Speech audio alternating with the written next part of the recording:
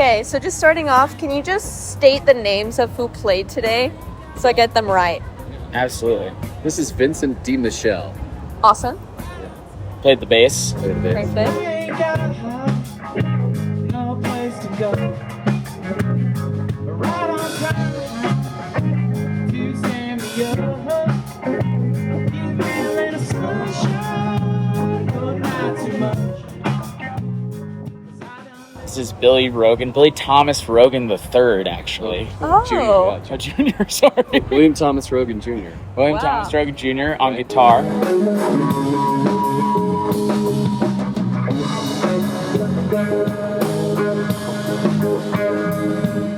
And we I should both have been an author. Yeah. Right? It's not too late. I would read that guy. Yeah.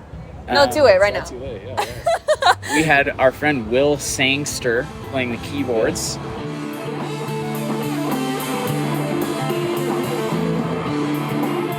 And then Mike Bailey on the drums. Bailey on the drums.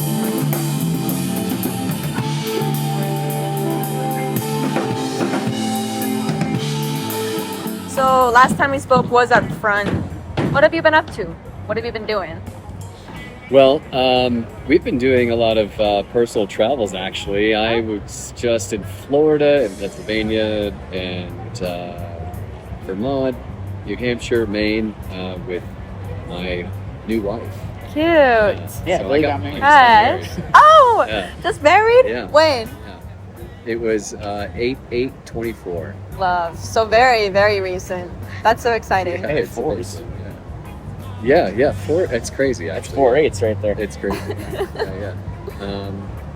So that's what I've been doing, and I just got back to town like maybe about last week or so. Oh, really? So back here, and then we're here at Snowbird, and we're just focusing on getting stuff ramping back up again, and working on more new songs. Yeah. We The life played of musicians. since the front, we did a show at Urban Lounge for a Save Our Canes fundraiser, and then at Snow Basin as well. We got to play at Snow Basin Summerfest. That was awesome. Was it 3 that weekend? It was 3 that weekend. What was the other one? 3 in the weekend. The front was Thursday, Snow Basin, and and then Saturday, Sunday. Yeah. Wow. okay, yeah. And Yeah. so then after that, like sort of mini Salt Lake tour, if you will, we leaned into a break. I was traveling, Billy was traveling, our keyboardist Tyler is still traveling. And so we had a little nice summer break, and local shows tend to slow down in the summer too. And it's like big festival season and stuff. So it was just a slow time for bookings everywhere. And so we took the time off and are excited to get back into it now.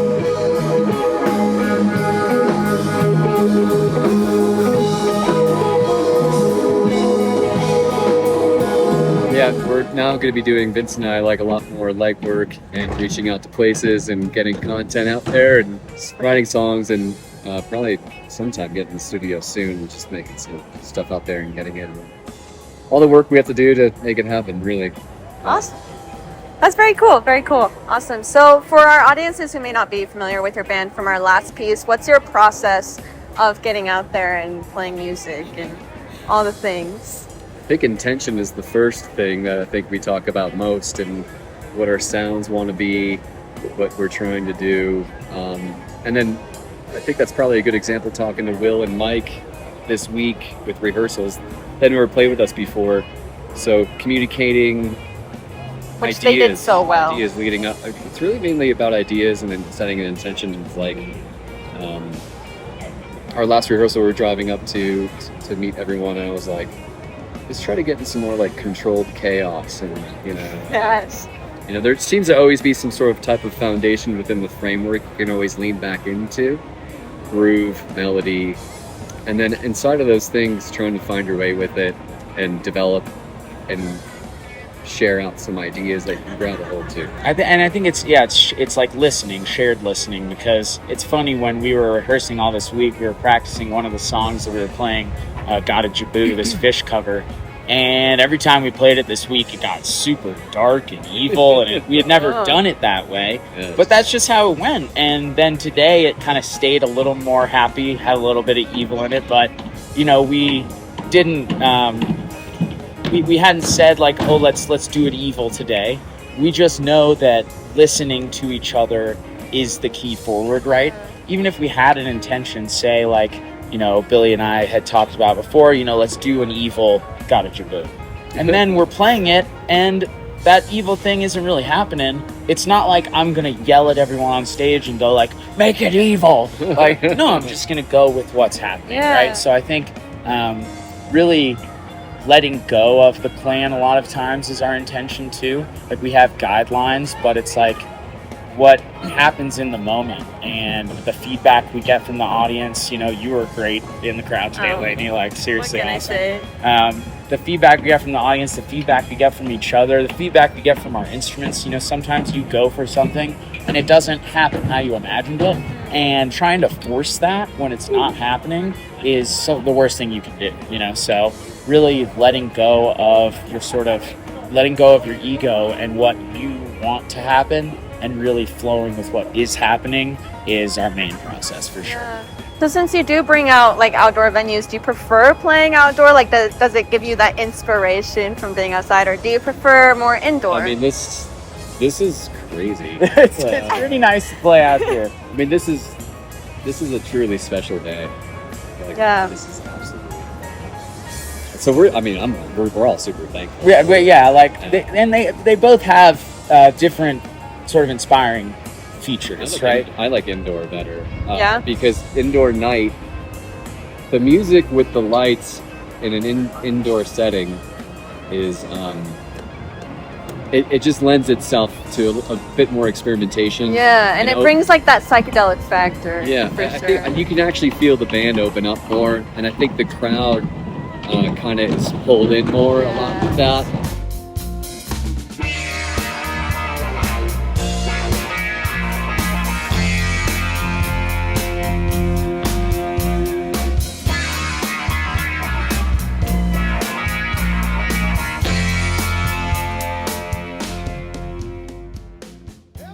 So they're both very hand in hand, and being in a natural environment, albeit very beautiful, having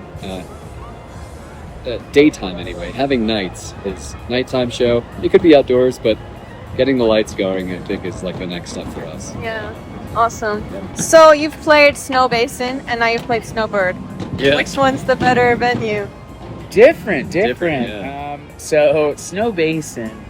I'll praise great, Snow Basin yeah. before here. Great. So Snow Basin had a massive stage. Really cool because we hadn't been able to spread out that much, and then also separate the frequencies on stage with the monitors. Yeah. So we use in-ear monitors, sort of like a half in, half out for venues like smaller rooms. At Snow Basin, we didn't even have to use them, and we could hear each other so well. And nice. for us doing the improv thing, it's really important to be able to hear each other. Like, especially if, you know, I'm trying to pick up on where Billy's going with an idea, and he'll trail off in volume at the end of a phrase.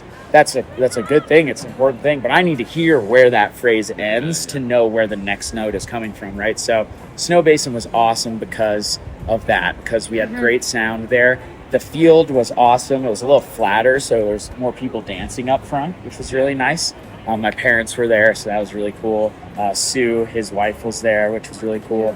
I think anyone that lives here and has spent time here, outside of asking them, hey, what mountain do you like better, in like a ski or snowboard context, that if you just go to any of them and you're outside, you're kind of just like, this is absolutely completely stunning, and wow, what a spot to be. So we love it here. There's amazing people to be here in Snowbird. And just love it. Well, so specific phrase from Snowbird, Oktoberfest. Yeah. I mean, right? So this is part of a bigger festival. Yeah. That was really cool.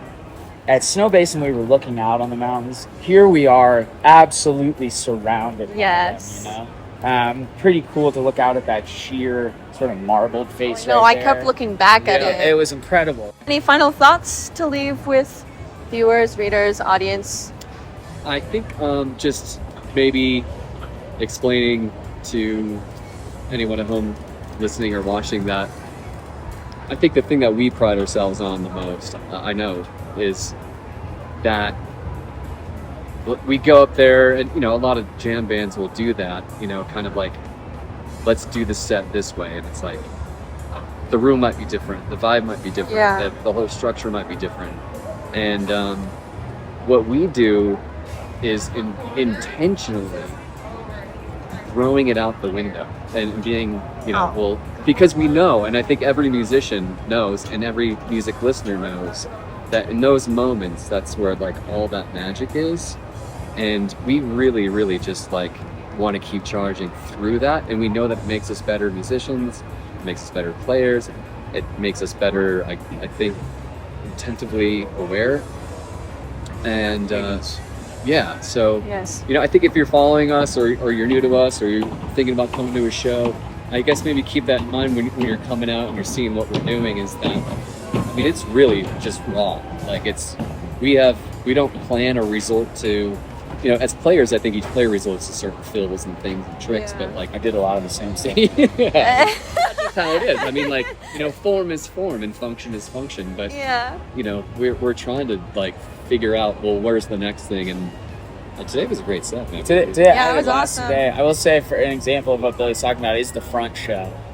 We went into that second set with a plan, and while we were jamming out of the first song, Billy just leans in and goes like, "New plan," and we went with the new plan. awesome. And then after that song, he was like, "New plan," and we made it work. And it was really cool because it was all these songs that went, like if you're looking at a set list for jam band fans, it was like the full arrow into the next song. Like we didn't stop playing. We like built it into the next song. That was really cool.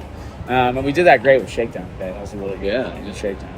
Yeah, and your flow in and out of riffs is so clear. It's you. so good. That means a lot. It's like, He's the best listener. oh yeah, You were actually, I get locked in so quick. I love that. It's so Thank you good. so much for that. Yeah, of course. Seriously. That is the best. Yeah. The feedback is like so important. So like, Yeah. especially we knew that today, no hate on the Oktoberfest crowd. This hill is pretty slanted. People are coming over here to have a break from the tents. Like we knew there were going to be a lot of people sitting down, but to have you right up by us, just like, oh, yeah, like it's so important. Just We should have maybe did a German polka tune, I guess. Oh, Sorry. yeah.